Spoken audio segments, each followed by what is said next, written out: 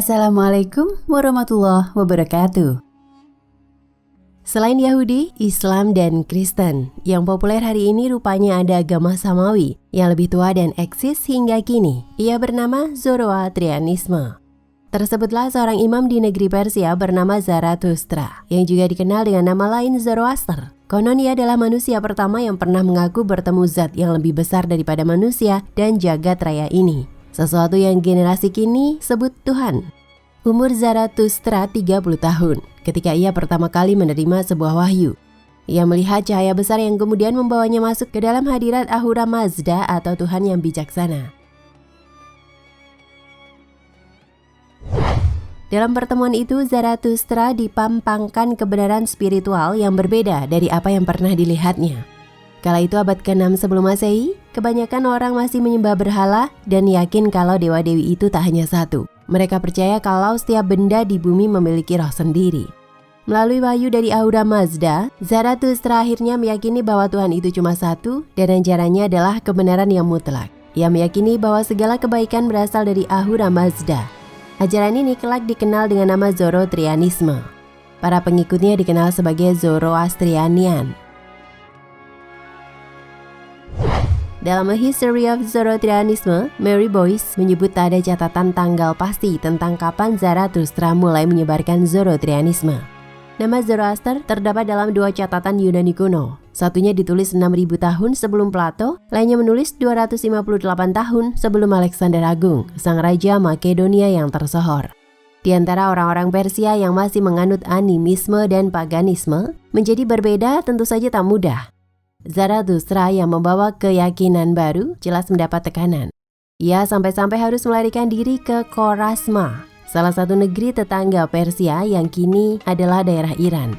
Dalam buku Menguak Ajaran Agama-Agama Besar, M. Arifin menyebut bahwa ajaran Zoroastrianisme mulai populer dan memanen pengikut yang banyak sejak Raja Khorasma yang bernama Vistapa serta menterinya Yashab menjadi pengikut ajaran Zarathustra tersebut. Di masa kejayanya itu, menurut Mary Boyce, Zoroastrianian bahkan tersebar ke sejumlah negeri tetangga, Bactria, Sogdia, dan Fergana, hingga ke tenggara dan timur Parthia, serta selatannya Margiana.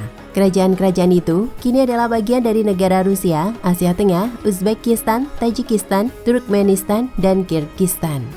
Catatan paling lengkap mengupas agama ini adalah Avesta, kitab suci umat Zoroastrianisme. Dalam ajarannya, Zoroastrianisme mempercayai bahwa Tuhan adalah makhluk yang esa. Dan kata lain, ia hadir sebagai ajaran monoteisme. Dibandingkan Yahudi, Islam, dan Kristen yang kini paling populer dan punya pengikut terbanyak sebagai agama monoteisme, Zarathustra rupanya hadir lebih dulu dengan Zoroastrianisme. Hal ini membuatnya jadi agama Samawi, agama yang berasal dari langit tertua yang pernah ada. Dalam Zoroastrianisme, menurut Arifin, seorang Zoroastrianian meyakini bahwa dalam hidup ada dua kekuatan yang akan terus beradu, yakni kekuatan kebaikan dan kejahatan. Dalam hidupnya, mereka harus selalu berusaha melawan niat-niat kejahatan itu dan berbuat kebaikan yang diajarkan Ahura Mazda. Zat jahat diwakili oleh Angra Mainyu alias Ahriman, sementara zat baik diwakili Spenta Mainyu. Zoroastrianian juga meyakini sejumlah dewa-dewa atau malaikat, yaitu Asafahista, Pohumanah, Kesatra Vairia, Spenta Armaiti, serta Haurvatat dan Amertat.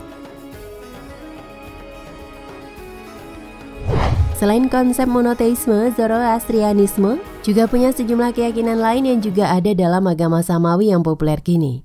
Misalnya konsep eskatologi yang meyakini kehidupan setelah kematian dan konsep penciptaan dunia oleh Tuhan.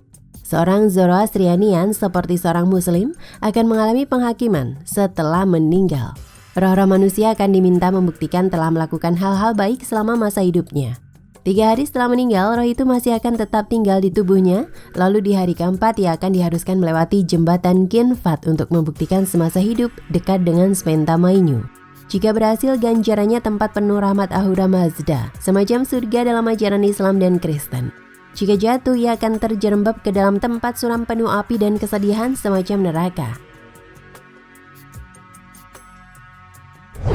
Konsep jembatan Kinfat ini mirip dengan jembatan Siratal Mustaqim, titian rambut dibelah 7 dalam Islam.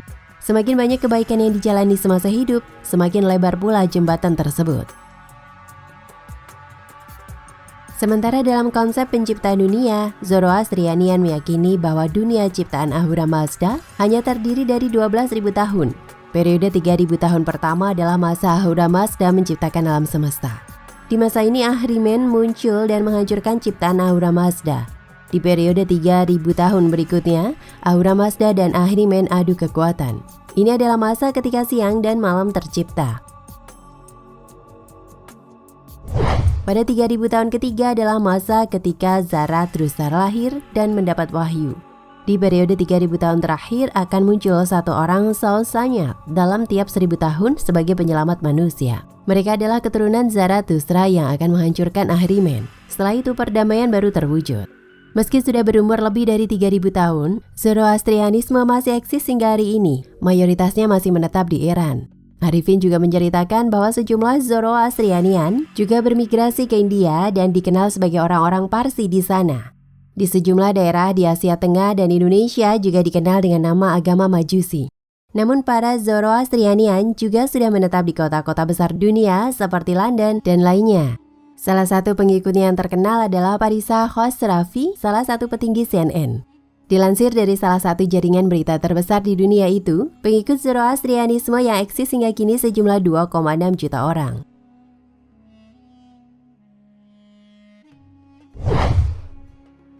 Ramalan kedatangan Nabi Muhammad dalam kitab Zoroaster. Dalam kitab Datasir 14, berkatalah Susan, Nabi orang Parsi, apabila orang-orang Parsi sudah terjerumus dalam budi pekerti yang begitu rendah, maka seorang akan lahir di tanah Arab yang pengikut-pengikutnya membalikan tahta kerajaan agama dan segala barang mereka. Seseorang yang berkepala batu yang amat berkuasa di Parsi akan dihalaukan. Rumah yang didirikan itu, di mana berhala-berhala banyak terdapat di situ akan disucikan daripada berhala-berhala itu. Dan banyak orang-orang akan menjalankan sholatnya dengan menghadap mukanya ke Ka'bah. Pengikut-pengikutnya akan menawan kota-kota Persi, Taus, dan Bulhu, serta lain-lain tempat besar sekelilingnya. Rakyat akan kacau menjadi satu, dan orang pandai-pandai di tanah Persi akan menggabungkan diri dengannya. Alangkah tepatnya nubuatan ini yang digenapi pada tahun 17 Hijriah atau Mei 638 Masehi di dalam pemerintahan Khalifah Umar bin Khattab. Pasukan-pasukan Islam menyerbu ke Persia dan gugurlah tahta kerajaan orang Persia. Rajanya yang kejam melarikan diri ke Assyria meminta suaka. Hal ini tepat 29 tahun sesudah kedatangan Nabi Muhammad SAW. Nah, pemirsa Ensiklopedia Al-Fatih, sampai di sini perjumpaan kita kali ini. Semoga menginspirasi.